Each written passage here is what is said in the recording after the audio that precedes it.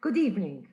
Here we are again, Mariella with you and Tony Bezzina, and we're going to be talking today about the performing arts. And we're going to be talking about basically Tony, a good old friend of mine and a person who's been in the performing arts. Number one, he's created the creator of Masquerade and has been involved in the performing arts now, Tony, for over 30 years. Cool. That's right. We're not going to say how much over 30 years because then we'll reveal how old you are. But okay, fine. Not a problem. Yeah. The performing arts, how has it been affected by COVID? The performing arts have been affected big time.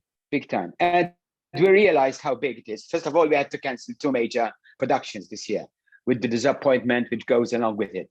We deal mainly with kids, but also we do deal with adults.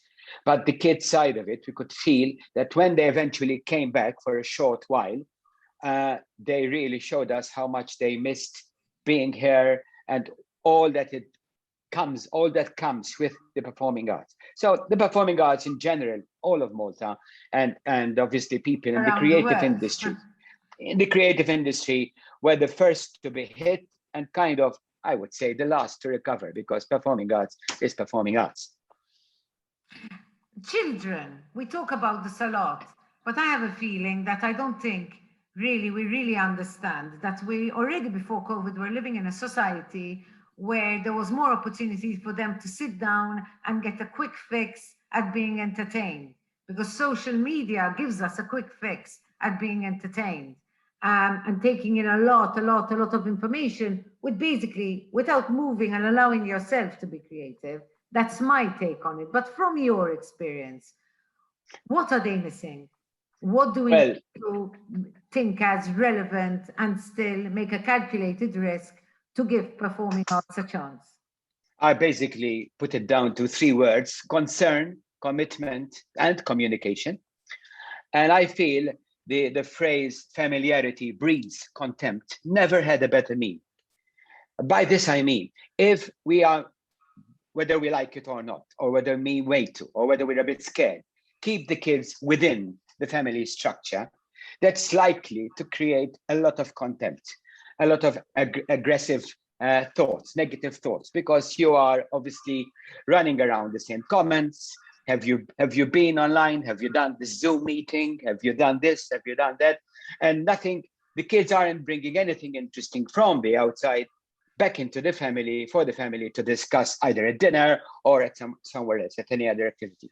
So performing arts, really, once the kids get out there and do something, even within the restrictions. I mean, we've had classes of dance, drama, and singing with the mask, and we've had even 2 productions with the mask on, and but the kids still come here, and they still felt a certain urge to come out and meet us and come. And best thing actually that happened is the kids are really good. They just come there, they give you your hands, you sanitize the hands, you test the temperature, they go into the class, all isolated. We have big spaces which they work at, and the parents do not even enter the building. So that in a way gave them a sense of independence. They gave them a sense that when they go back, Mommy, I've done this, I've done that, Daddy, I've done this, I've met this one. This is I really like, this is a very interesting concept, Tony. And I think it's very true. I myself am spending much more time with my kids, my 2 teenage kids, and I love them dearly, but I know that we all need our space. And the space sometimes is taken when the kids go in their room, go online, shut the door, and if they're going to talk about anything, it's something within the confines of what they're doing on social media. Yes, and let's just zoom in on the performing arts bit. I mean, if they go to an academic school, obviously they have the schooling, they automatically have the targets for their O-levels or A-levels or whatever exam they're attending. But within the performing arts, we always have the sessions in threefold. One is like a warm-up. Second is an improvisation work, so that you give them a chance to let their hair down. And then the third is to reach the goal, whether it's a production, whether it's a theatrical exam or a drama exam or a music exam or a piano exam. So it's mixed and varied. But within this structure, they discuss.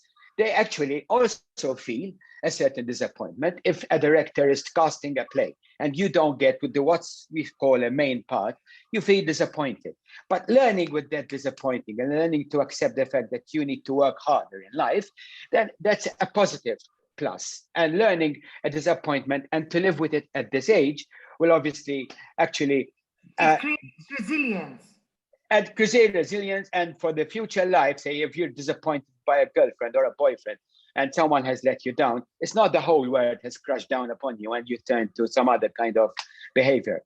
I can speak from personal experience because when I was a kid, I was involved in the theater of your life. I hardly knew where the bars were. I hardly knew what substances were. And obviously that's because throughout my life, I've been involved either as an actor or as a singer or as a dancer, as a performing artist, and then obviously as a creator of such disciplines. And discipline was always a key in my top of the structure. Look, You know, I I would think. always say this, and I would say this from my heart. One of my best experiences with Tony Benzina was when I used to work for Caritas, and he directed all the drug addicts who were in treatment at the time, and the performance that they managed to put up through his discipline, motivation, if he can do it with people who at the end of the day were not very motivated, but they really had the best experience of their lives. That 20 years later, Tony, I meet them and they still mention it. Imagine what children can experience through the performing. Yes. And in fact now, having been over 20 years within a company, I'm now getting the second generation. Yes. Which means our students have become teachers. They have their own kids. And very soon I have the third generation of kids that must being masqueraders. And some people come and tell me, look, we remember you. It's a great feeling. It's a great feeling. We're going to know your age now, huh? Listen, Tony, thank you very much. Thank you very much, Mariella. I obviously believe in the performing arts a lot. I know how important it was for me in my upbringing, and I know that your school offer one of the most professional opportunities that there are for children to benefit from. Let us pray that, that we all manage to remain there, to come back right this way. Come back full swing. Thank you, Tony, for your time. Ciao. Cheers. Bye-bye. Bye-bye. Hi again. We're really having fun recording this interview because everything is fun with Anna Montanaro. It's a performance on its own. You keep getting stuck in that. Our second recording, good luck. Anne, I want to ask you about the performing arts during COVID. I want to ask, as a performer, what is your experience and what do you think is the experience of other people? And then I want to get a bit of info on the kids, who obviously, I mean, at the end of the day, I think they're the ones who really are having a bad deal. Yeah, indeed. Not only, but a specific bad deal in COVID. Mar, as a performer, things are pretty dead. There's nothing going on. I think I'm one of the lucky ones in that the last project I was working on, which was Panto, happened and it was successful. Mm-hmm. I know many who were working on productions, investing money, studying lines, rehearsing time and everything. And then the show got cancelled or put on the back burner. But when you put something on the back burner, you kind of lose that spark, for it. Yes. Having said that, then you kind of want to do something else, move on. It kind of gets old, unless it's a really important project. Having said that, personally, I'm working on, because you can't stop the creativity, you can't stop that. It comes to you at night. It comes to you when you wake up in the morning. I'm working on two very exciting projects. I say working, I'm thinking about them because I'm not going to invest time or money in them until I know that we can perform them. Because the thing about COVID is every time you think you're prepared for the end or there's a light at the end of the tunnel, that blinking light shifts and you're back to square one. Yes. So it's really difficult to give it your all for the time being. But as I said, I think there's a community of creative people and they will be coming up. I think when we return to the theatre, I think it's going to be a really exciting time. Yes. Somehow it's going to be probably even more special and appreciated. I have no doubt. I have no doubt. Yes, we hope so. Kids, what about the kids? Because I know that a lot of people will say, okay, extracurricular should be cut off, sports should be cut off. Let me start by telling you how much I hate the word extra in extracurricular. I think it gives a really bad impression. Zayda, you know, it's extra. We can do without it. I think it is essential curriculum because what we are teaching are 21st century life skills. Think about it. Think about it. First of all, we're not exam based, so that pressure's gone. Okay, but we're teaching self-exploration. We're thinking critical thinking and problem solving. Every lesson, creativity, and I don't know which expert said this, but creative thinkers will be the next generation of leaders.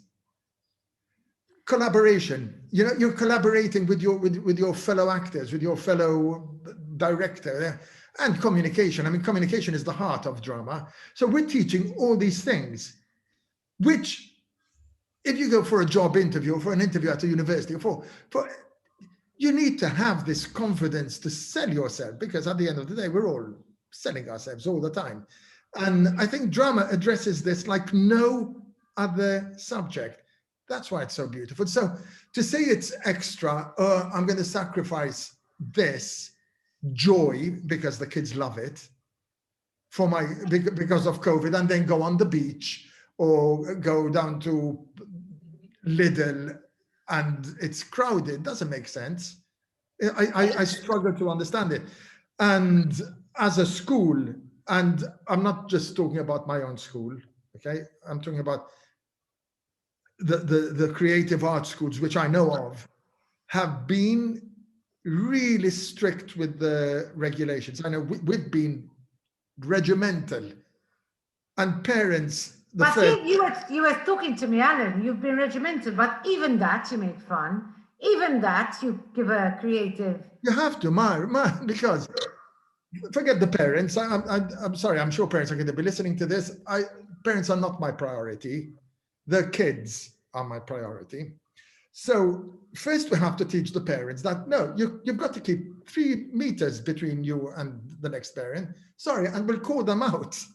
We'll call them out. First week, the second week, they obeyed. The third week, second nature. With the kids, I mean, we've got to keep 3 and 4-year-olds apart.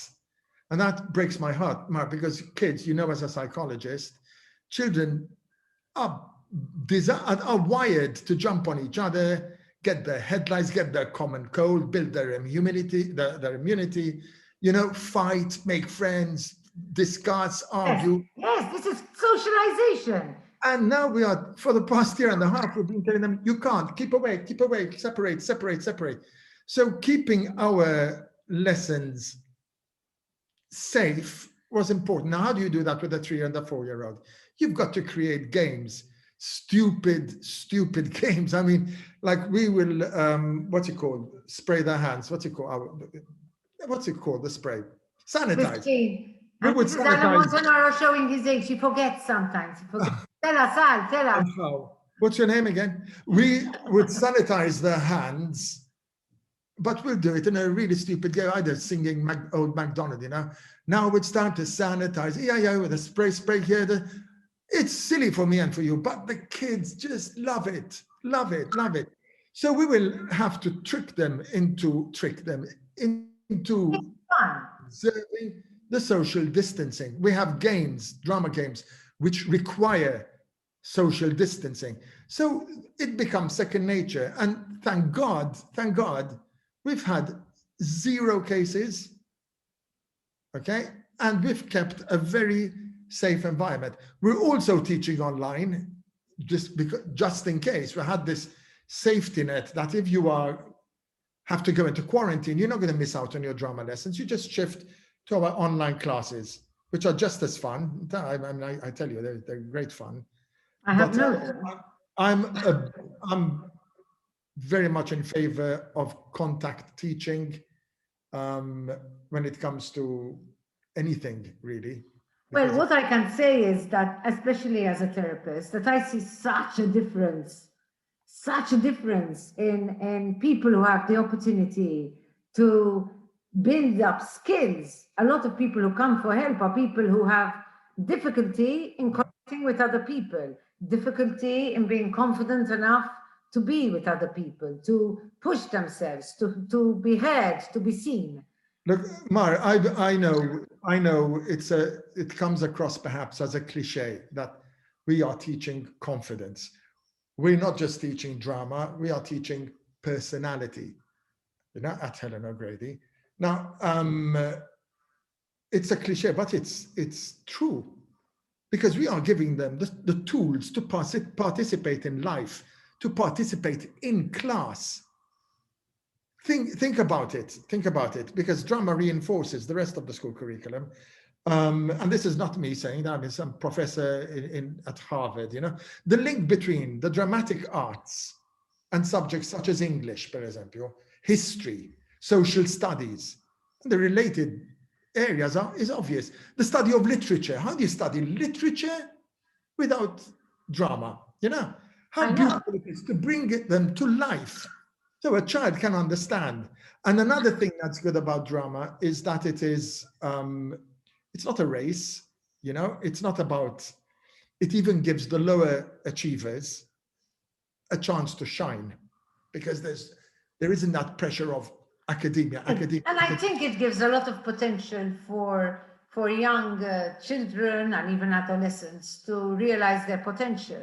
Absolutely. Is that where maybe academically they're maybe on the norm, or maybe they don't feel they're high achievers, they can actually be surprised in themselves to realize, oh my gosh, this is my potential. I can be unique. This is my way of expressing myself.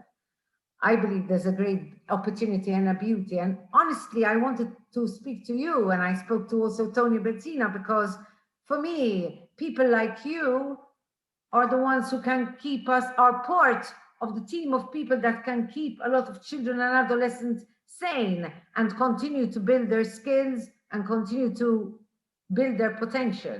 We love it, Mar. And you've known me for years now, and we've had conversations, serious conversations about this as well.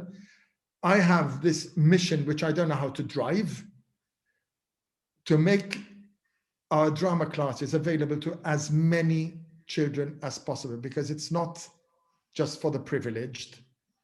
You know what I mean?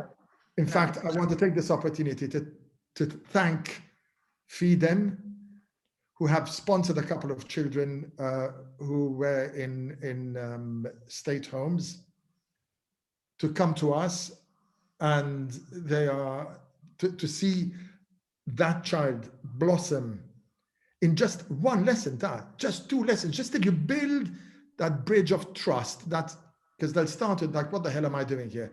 And then they start to realize it's a safe place to open up. And I think they are very often the children who need it most, because the privileged children will always succeed. Hardly they have their own set of problems. They will always have the opportunity to succeed. Yes, okay, you worded it better. Yes, they will always have the opportunity, the tools, the skills, but at the end of the day, everyone has potential. And the secret to it all is finding that potential. Yeah. When you're creative, you have much more of a chance of finding potential.